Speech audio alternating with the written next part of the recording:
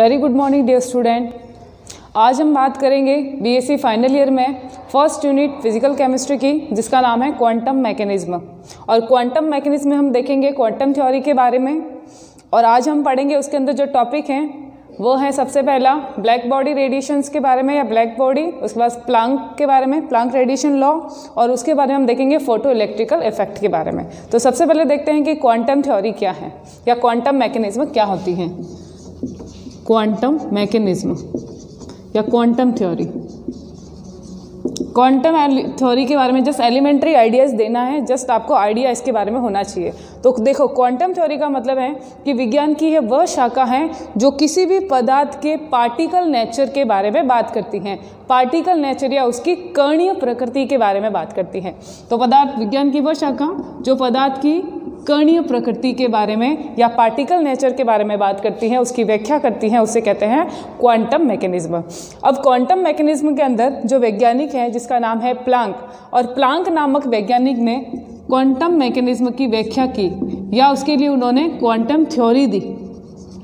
उन्होंने क्या किया, उन्होंने अलग अलग पदार्थों को या अलग अलग पिंडों को अलग अलग ताप पर गर्म किया तथा उन पिंडों से उत्सर्जित होने वाली जो भी रेडिएशन उनसे उत्सर्जित होती हैं, उनसे उत्सर्जित होने वाली रेडिएशन की ऊर्जा का अध्ययन किया। इनसे रेडिएशन से उत्सर्जित होने वाली क्या ऊर्जा का अध्ययन किया, और उसके आधार पर उन्होंने पाया कि जो ऊर्जा प्राप्त होती है वह ऊर्जा एक वेव के रूप में नहीं होती, बल्कि ऊर्जा के छोटे छोटे पैकेट्स के रूप में होती हैं। और ये ऊर्जा के छोटे छोटे पैकेट या बंडल जो हैं उनको हम क्या कहते हैं, उनको हम क्वांटा कहते हैं। तो ऊर्जा के क्या हैं, ऊर्जा के छोटे छोटे बंडल्स या ऊर्जा के छोटे छोटे पैकेट्स क्वांटा या फोटोन कहलाते हैं। ठीक है, और इसी के आधार पर उसने व्याख्या की है क्वांटम थ्योरी की। ठीक है, तो ये क्वांटम मैकेनिज्म है, क्वांटम थ्योरी कहलाते हैं। क्वांटम थ्योरी या क्वांटम मैकेनिज्म के अंदर हम सबसे पहले जो थ्योरी पढ़ेंगे वो है ब्लैक बॉडी। ब्लैक बॉडी या उसे हम कहते हैं कृष्णिका, कृष्णिका काय। अब ये ब्लैक बॉडी क्या होता है, देखो आपने जनरली एक चीज़ देखी होगी कि जो भी ब्लैक कलर की चीज़ें होती हैं या ब्लैक कलर के कपड़े होते हैं वो क्या करते हैं, वो लाइट को या सूर्य के प्रकाश को ज़्यादा एब्जॉर्व करते हैं। जब हम ब्लैक कलर के कपड़े पहनते हैं तो हमें ज़्यादा गर्मी लगती है। तो ऐसा क्या है, तो प्रकृति के अंदर भी आप ध्यान रखना, कोई भी पदार्थ जो क्या करता है, जो ब्लैक कलर का है वो हीट को या लाइट को ज़्यादा एब्जॉर्व करता है, क्योंकि उसके अंदर लाइट को एब्जॉर्व करने की जो टेंडेंसी है, कैपेसिटी है, वो ज़्यादा होती है। तो ब्लैक बॉडी का मतलब ये है कि कोई भी ऐसा पदार्थ या निकाय या ऐसा पिंड जो अपनी सतह पर आपतित होने वाली विकिरणों को, सभी प्रकार की विकिरणों को या सभी आवृत्ति की विकिरणों को एब्जॉर्व कर लेता है, उसे कहा जाता है ब्लैक बॉडी। तो ब्लैक बॉडी है क्या, ब्लैक बॉडी एक ऐसा पदार्थ है, ब्लैक बॉडी एक ऐसा पदार्थ या ऐसा पिंड है जो अपनी सतह पर आपतित होने वाली सभी आवृत्तियों के विकिरणों को, सभी आवृत्तियों के जो अपनी सतह पर आपतित होने वाली सभी आवृत्तियों के विकिरणों को अवशोषित कर लेता है, उस पिंड को हम कहते हैं ब्लैक बॉडी या कृष्णिका काय।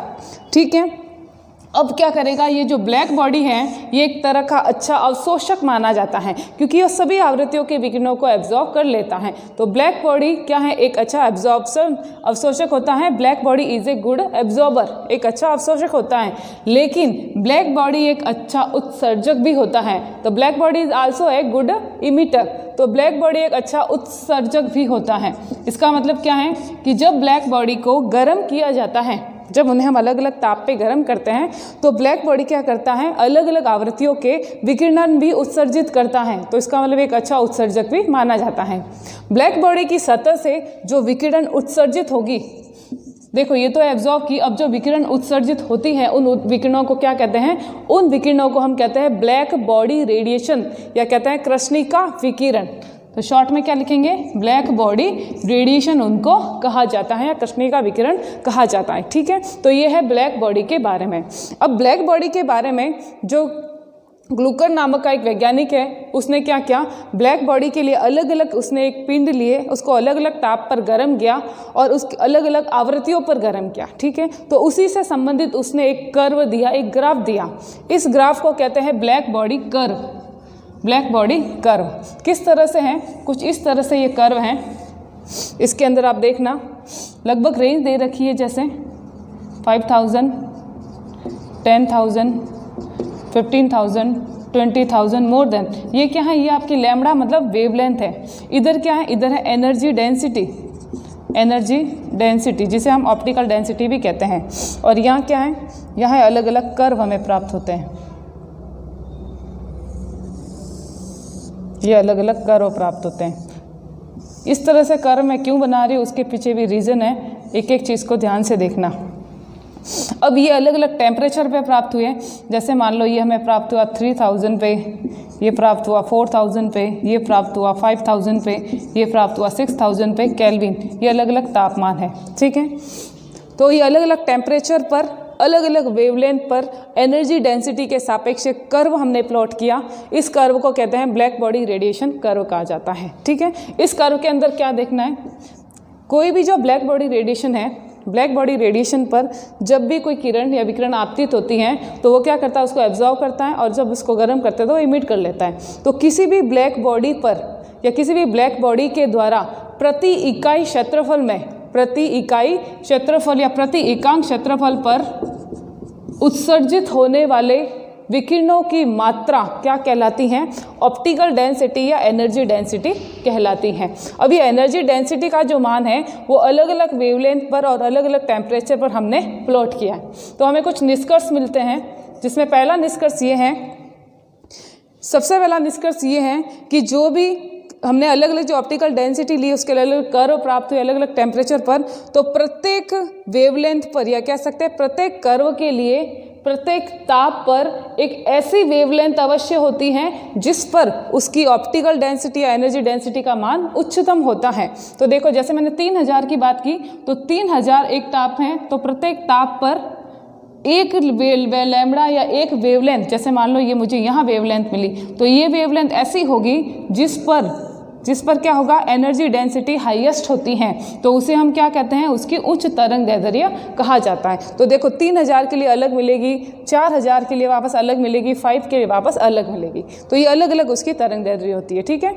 तो ये होगी पहली बात कि प्रत्येक ताप पर एक तरंग दैर्ध्य का मान ऐसा होगा जिस पर उच्चतम मान प्राप्त होता है ऊर्जा घनत्व का, उसे उसका लैम्बडा मैक्स कहा जाता है, ठीक है। दूसरी बात क्या है, दूसरी बात यह है कि जैसे जैसे टेम्परेचर में वृद्धि होती है, देखो 3000 से 4, 4 से 5, 5 से 6, तो जैसे जैसे ताप में वृद्धि होती है वैसे वैसे उसका जो मैक्सिमा होता है, ये आपको जो उभार दिख रहा है उसको हम क्या कहते हैं, मैक्सिमा कहते हैं। तो जैसे जैसे टेम्परेचर बढ़ रहा है उसका मैक्सिमा कम तरंग दैर्ध्य की ओर विस्थापित हो रहा है।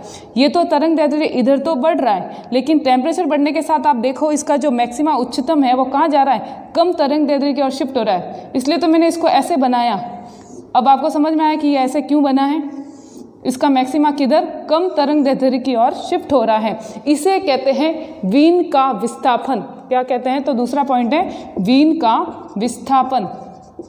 मतलब इसका जो मैक्सिमा है वो क्या कर रहा है, मैक्सिमा ताप के साथ में क्या हो रहा है, कम की तरफ शिफ्ट हो रहा है।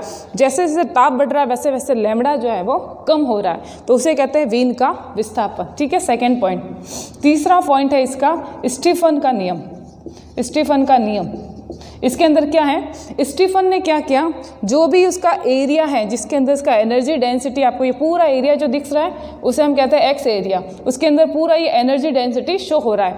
तो एनर्जी डेंसिटी का ताप के साथ तथा इसकी लैम्बडा के साथ में जो ग्राफ प्लॉट किया, जो उसका ग्राफ प्लॉट किया है हमने, उसका जो निष्कर्ष आया है उसके अंदर ये पता चलता है कि जैसे जैसे टेम्परेचर बढ़ता है वैसे वैसे उसकी एनर्जी डेंसिटी का एरिया वो भी क्या हो रहा है, फैलता जा रहा है, बढ़ रहा है। देखो 3000 पे इतना था, 4 पे इतना हो गया, 5 पे इतना हो गया, 6 पे इतना, मतलब एरिया क्या हो रहा है, बढ़ता जा रहा है। किसका एरिया, एनर्जी का एरिया बढ़ता जा रहा है। तो ये कह सकते हैं कि ई जो है, एनर्जी जो है वो किसके समानुपाती हैं, ताप के।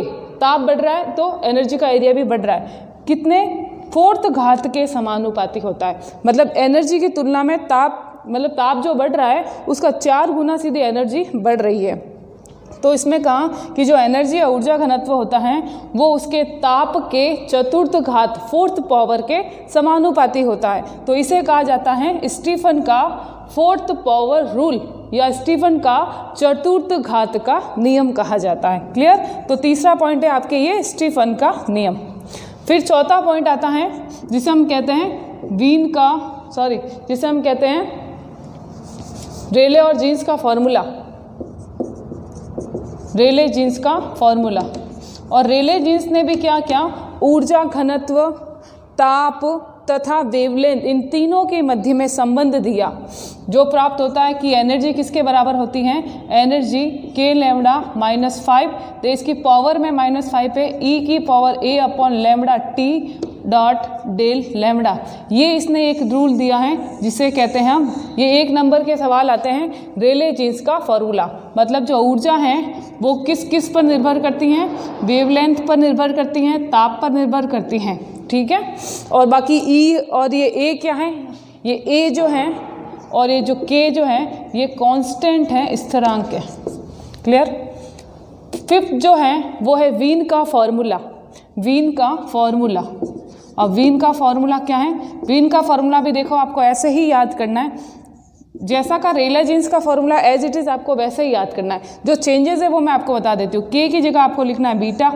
क्लियर? लैम्बडा सेम है, -5 की जगह -4 लिखना है, फिर E के साथ में T लिखना है, तो TE A upon lambda T, उसके बाद में del dot lambda D lambda. ठीक है? चेंजेस कितना हो रहा है इसकी वेवलेंथ के अंदर। तो ये जो फार्मूला दिया, ये फार्मूला कहलाता है वीन का फार्मूला, जो किसके बीच में संबंध दे रहा है, ऊर्जा घनत्व के बीच में, तापमान के बीच में तथा तरंग दैर्ध्य के बीच में।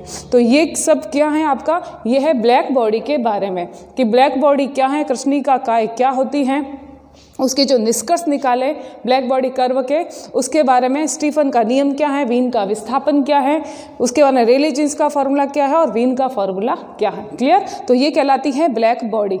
तो समझ में आ गया ब्लैक बॉडी का मतलब कि वह पिंड जो अपनी सतह पर आपतित होने वाले सभी आवृत्तियों के विकिरणों को अवशोषित करता है, उसे ब्लैक बॉडी कहा जाता है, और उसकी सतह से उत्सर्जित होने वाले विकिरणों को ब्लैक बॉडी रेडिएशन कहा जाता है। ठीक है? सभी आवृत्ति के विकिरणों को ये एब्जॉर्ब भी करता है और इमिट भी करता है। तो ये है आपका ब्लैक बॉडी के बारे में। नेक्स्ट जो इसके अंदर थ्योरी है, दूसरी क्वांटम थ्योरी के अंदर पहली होगी ब्लैक बॉडी, दूसरी देखते हैं अपन प्लांक का रेडिएशन लॉ, प्लांक का विकिरण नियम या प्लांक रेडिएशन लॉ, इसे हम कहते हैं प्लांक रेडिएशन लॉ, प्लांक का विकिरण नियम। अब प्लांक का विकिरण नियम क्या है, प्लांक ने भी पदार्थ की कणीय प्रकृति की व्याख्या की है। प्लांक ने ब्लैक बॉडी की कणीय प्रकृति की भी व्याख्या की है, और उसी को यहाँ पे उसने स्पष्ट किया है। उसने कहा कि जो भी पदार्थ जो है उसकी सतह पर जब फोटोन गिरते हैं या उसकी सतह पर ऊर्जा का अवशोषण होता है, उसके बाद में ऊर्जा का उत्सर्जन होगा, तो ऊर्जा का उत्सर्जन जो होगा वो किस रूप में होगा, तो उन्होंने बताया कि ऊर्जा का उत्सर्जन जो है वो ऊर्जा के छोटे छोटे पैकेट्स या बंडल्स के रूप में होता है। और ऊर्जा के ये छोटे छोटे पैकेट्स या बंडल जो हैं वो क्या कहलाते हैं, वो क्वांटा या फोटोन कहलाते हैं। क्या कहलाते हैं? क्वांटा या फोटोन कहलाते हैं। पहली बात, ऊर्जा के छोटे छोटे बंडल्स क्या कहलाते हैं, क्वांटा या फोटोन कहलाते हैं। प्रत्येक क्वांटा की जो एनर्जी होती है वो फिक्स होती है, मतलब प्रत्येक क्वांटा जो उत्सर्जित हो रहा है उसकी एनर्जी फिक्स होगी, निश्चित होगी। कितनी होती है? E upon H mu, E equal to H mu के बराबर होती है। तीसरा, जो भी ऊर्जा उत्सर्जित हो रही है वो किस पर निर्भर करती हैं, वो आवृत्ति पर निर्भर करती है, और ये क्या है, म्यू, ये आवृत्ति है।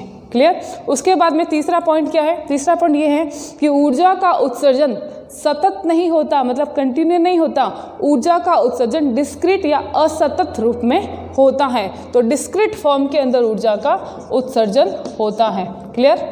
चौथा क्या कहा, चौथा पॉइंट इसके अंदर है कि जो ऊर्जा होती है इसकी, या जो क्वांटा है, क्वांटा की ऊर्जा जो है वो पूर्ण गुणज के रूप में प्राप्त होती है। मतलब क्वांटा की ऊर्जा जो है वो पूर्ण गुणज होती है, इसका मतलब फ्रैक्शन में प्राप्त नहीं होगी। पूर्ण गुणज कैसे? जैसे H mu, 2h mu, 3h mu, 4h mu. ये नहीं हो सकती कि हाफ म्यू, 3/4 म्यू इस तरह से नहीं होगी, तो किस फॉर्म में होगी?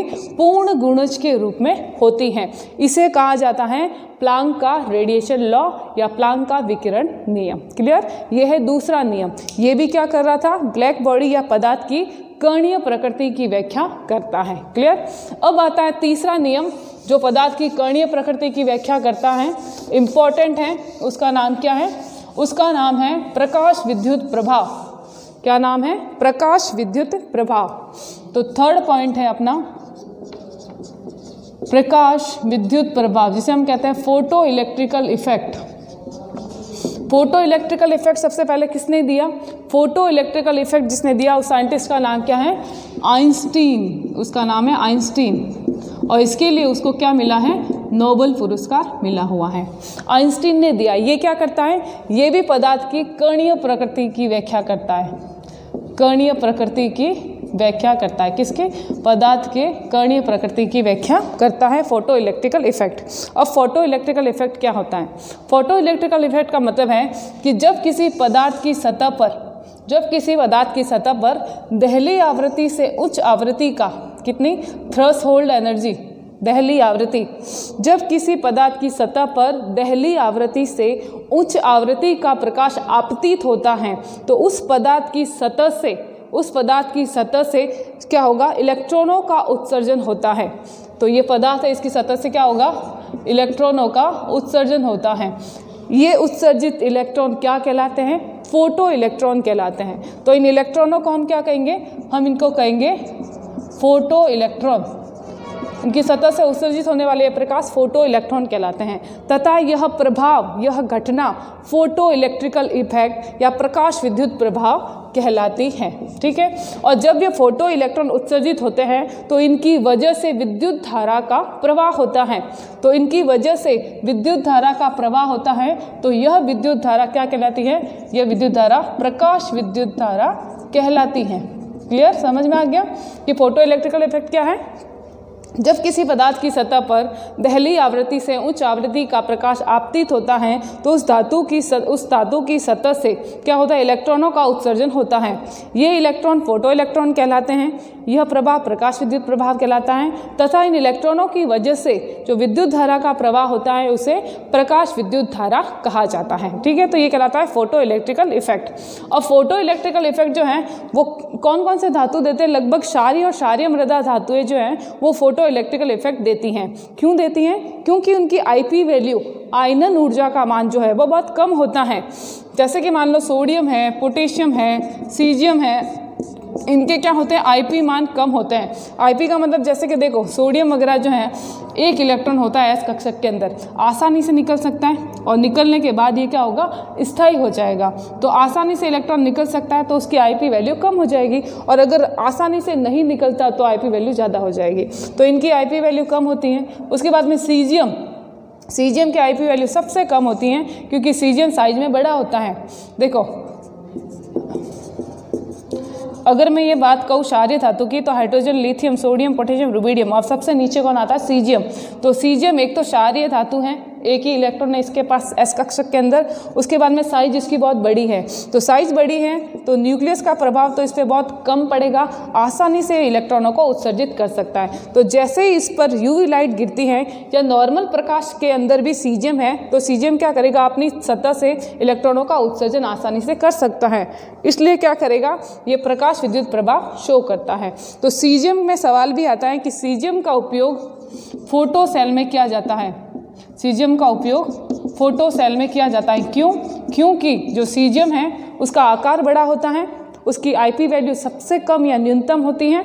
अपनी सतह पर जैसे ही प्रकाश गिरता है या फिर वो नॉर्मल प्रकाश में है फिर भी अपनी सतह से इलेक्ट्रॉनों का उत्सर्जन कर लेता है। इस वजह से क्या करता है? प्रकाश विद्युत प्रभाव शो करता है, इसलिए इसका उपयोग फोटो सेल के अंदर किया जाता है। जो रेडिएशन होगी, जो प्रकाश होगा, हमें पता है कि प्रकाश जो है वो अलग अलग विकिरणों से मिलकर बना होता है। मतलब उसके अंदर यूवी भी है, IR भी है, माइक्रोवेव भी है, रेडियो वेव भी है, बहुत सारी रेडिएशन है। तो क्या ये सभी रेडिएशन प्रकाश विद्युत प्रभाव देती हैं? तो बिल्कुल सभी रेडिएशन रिएक्शन के अंतर्गत प्रकाश विद्युत प्रभाव हो सकता है। लेकिन कुछ धातुएं ऐसी होती हैं, कुछ धातुएं हैं ऐसे सोडियम वगैरह जो क्या करती है, जो यूवी लाइट में ही क्या करेगी, प्रकाश विद्युत प्रभाव शो करेगी। तो ठीक है, तो बस बाकी तो ये सिंपल सा है इसके अंदर प्रकाश विद्युत प्रभाव के अंदर कि क्या होना चाहिए। मेन आपको जो चीज़ याद रखनी है कि दहली आवृत्ति से उच्च आवृत्ति होनी चाहिए। क्लियर। अब इसके अंदर कुछ हम निष्कर्ष, उसके कुछ पॉइंट्स देखते हैं प्रकाश विद्युत प्रभाव, फिर इसकी व्याख्या करते हैं। तो इसके कुछ पॉइंट्स देख लो। पहला पॉइंट क्या है प्रकाश विद्युत प्रभाव का? पहला पॉइंट ये है कि प्रकाश विद्युत प्रभाव के लिए जो आवृत्ति है वो आवृत्ति दहली आवृत्ति से उच्च होनी चाहिए, या फिर क्या कह सकते हैं, जो आवृत्ति है वो दहली आवृत्ति के बराबर या फिर उच्च होनी चाहिए। पहला पॉइंट। दूसरा पॉइंट क्या है? दूसरा पॉइंट है कि धातु की सतह से जो भी इलेक्ट्रॉन उत्सर्जित होंगे, धातु की सतह से जो भी इलेक्ट्रॉन उत्सर्जित हो रहे हैं, उन इलेक्ट्रॉनों की ऊर्जा किसके बराबर होगी, किस पर निर्भर करेंगी? तो उन इलेक्ट्रॉनों की ऊर्जा जो निर्भर करती है वो आवृत्ति पर निर्भर करती हैं। हम क्या कह सकते हैं, ई क्या होता है, एच म्यू होता है, मतलब ये किस पर निर्भर करती हैं, आवृत्ति या फ्रिक्वेंसी पर निर्भर करती हैं।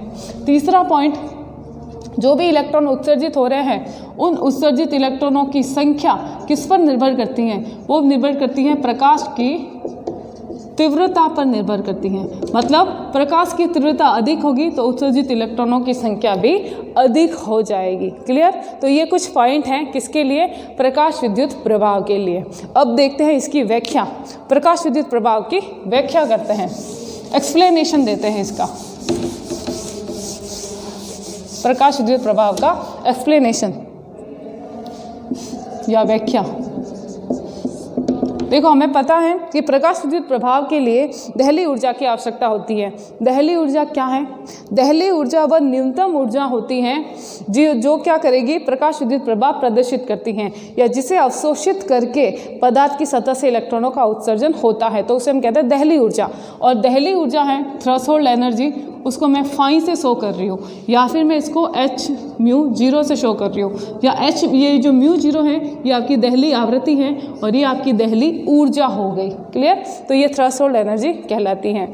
तो जैसे मान लो कोई पदार्थ है, उस पदार्थ की सतह पर मान लो, जैसे उस पदार्थ है, उस पदार्थ की सतह पर दहली आवृत्ति का प्रकाश आपतित हो रहा है, ये उसकी दहली आवृत्ति है, ये उसकी ऊर्जा हो गई। तो दहली आवृत्ति का प्रकाश आपतित होगा तो धातु की सतह से इलेक्ट्रॉनों का उत्सर्जन होगा और इसे फोटो इलेक्ट्रिकल इफेक्ट कहेंगे। अगर किसी भी जो रेडिएशन है या विकिरण है उसकी आवृत्ति दहली आवृत्ति से कम है, दहली आवृत्ति से कम है, तो उसकी सतह से इलेक्ट्रॉनों का उत्सर्जन नहीं होगा, प्रकाश विद्युत प्रभाव भी प्रदर्शित वो नहीं करेगा। क्लियर। लेकिन अगर आवृत्ति दहली आवृत्ति से अधिक है तो प्रकाश का उत्सर्जन होगा, इलेक्ट्रॉनों का उत्सर्जन भी होगा, प्रकाश विद्युत प्रभाव भी शो करेगा। क्लियर। तो जैसे मान लो कि कोई पदार्थ है जिसकी सतह पर V, अब देखो जैसे कि माना एच म्यू आवृत्ति का या एच म्यू ऊर्जा का जो प्रकाश है या विकिरण है इसके ऊपर आपतित हो रहा है, तो आपतित होने वाले प्रकाश की आवृत्ति क्या है, न्यू है, और ऊर्जा जो है उसकी क्या है, एच न्यू है। तो इसकी टोटल ऊर्जा ये है, जिसके अंदर से क्या करेगा, जो पदार्थ है वो क्या करेगा, दहली आवृत्ति की ऊर्जा को अवशोषित कर लेगा ताकि फोटोन या इलेक्ट्रॉन का उत्सर्जन हो सके। उसके अलावा जो अतिरिक्त ऊर्जा होगी वो क्या होगी, वो अतिरिक्त ऊर्जा उसकी काइनेटिक एनर्जी या गतिज ऊर्जा के रूप में उसके वृद्धि करती हैं, या कह सकते हैं उसकी गतिज ऊर्जा को बढ़ाती हैं। तो मान लो जैसे कि ये टोटल उसकी ऊर्जा है E, ठीक है, किसके बराबर होगी, ये होगी एच न्यू के बराबर। मैं इसको ऐसे लिख सकती हूँ, H nu equal to total energy कितनी है, टोटल एनर्जी है 5 + 1/2 mv²। अब ये 5 क्या है, जो 5 है इसे हम कहते हैं दहली ऊर्जा, दहली ऊर्जा थ्रेशोल्ड एनर्जी, ठीक है। और 5 का मतलब ही है एच न्यू जीरो या एच न्यू जीरो, ठीक है। तो अब इसको अपन ये इस तरह से भी लिख सकते हैं कि एच न्यू इक्वल टू जो टोटल एनर्जी है उसका कुछ भाग क्या हो गया, दहली ऊर्जा के रूप में अवशोषित हो गया, जिसका मान है एच न्यू जीरो। और एच न्यू के ऊपर जीरो लगा हुआ है, मतलब ये जो है आवृत्ति कौन सी आवृत्ति है, ये दहली आवृत्ति है। और जो ऊर्जा यूज़ हो गई उसके अलावा जो अतिरिक्त ऊर्जा है उसका क्या हुआ, तो वो गतिज ऊर्जा के रूप में, काइनेटिक एनर्जी के रूप में क्या हो गई, काम आ गई। जो भी पार्टिकल, जो भी इलेक्ट्रॉन वहाँ से इजेक्ट हो रहा है उसकी क्या करेगी, गतिज ऊर्जा में वृद्धि करता है। तो अपन इसको इस तरह से लिख सकते हैं, इक्वेशन नंबर 1। क्लियर। अब देखो एच म्यू और एच म्यू जीरो ये दोनों क्या हैं, एक जैसे ही लग रहे हैं, तो मैं इस रिएक्शन में क्या करती हूँ, एच म्यू न्यू जीरो को इसकी तरफ ले आती हूँ तो मैं रिएक्शन को थोड़ा चेंज कर रही हूँ तो ये हो जाएगा H nu naught equal to 1/2 mv square. Clear, equation number 2। अब देखो इसमें एच और इसमें एच का मतलब क्या है, प्लांक कांस्टेंट। एच जो है कॉमन है तो मैं इसको कॉमन ले लेती हूँ तो ये हो जाएगा nu zero equal to 1/2 mv square. Clear, और 1/2 mv स्क्वायर काइनेटिक एनर्जी है, गतिज ऊर्जा होती है तो मैं इसको ऐसे लिख सकती हूँ, kinetic energy H mu zero. ये जो है ये क्या बताता है, ये बताता है आपका प्रकाश विद्युत प्रभाव या फोटो इलेक्ट्रिकल इफेक्ट के बारे में एक्सप्लेन करता है। क्लियर, तो फोटो इलेक्ट्रिकल इफेक्ट क्या है, फोटो इलेक्ट्रिकल इफेक्ट के अंदर क्या होगा कि जब कोई भी प्रकाश जिसकी आवृत्ति दहली आवृत्ति से अधिक है या जिसकी ऊर्जा दहली ऊर्जा से अधिक होती है पदार्थ पर आपतित होगा तो उस पदार्थ या धातु की सतह से इलेक्ट्रॉनों का उत्सर्जन होगा और ये इलेक्ट्रॉन फोटो इलेक्ट्रॉन कहलाते हैं और ये जो प्रभाव है वो प्रकाश विद्युत प्रभाव कहलाता है। ठीक है, और प्रकाश विद्युत प्रभाव के लिए आवृत्ति कितनी होनी चाहिए, दहली आवृत्ति। अगर दहली आवृत्ति से कम आवृत्ति का प्रकाश है तो उत्सर्जन नहीं होगा और अधिक आवृत्ति का प्रकाश है तो उसमें से एच म्यू जीरो इतना जो ऊर्जा है इतनी ऊर्जा तो इलेक्ट्रॉन ले लेगा और रिजेक्ट हो जाएगा फोटो इलेक्ट्रॉन के रूप में और शेष बची जो ऊर्जा है वो काइनेटिक ऊर्जा के रूप में काम आ जाएगी और उत्सर्जित हो जाएगी। क्लियर, तो ये फोटो इलेक्ट्रिकल इफेक्ट के बारे में। तो क्वांटम थ्योरी के अंदर 3 थ्योरी होगी।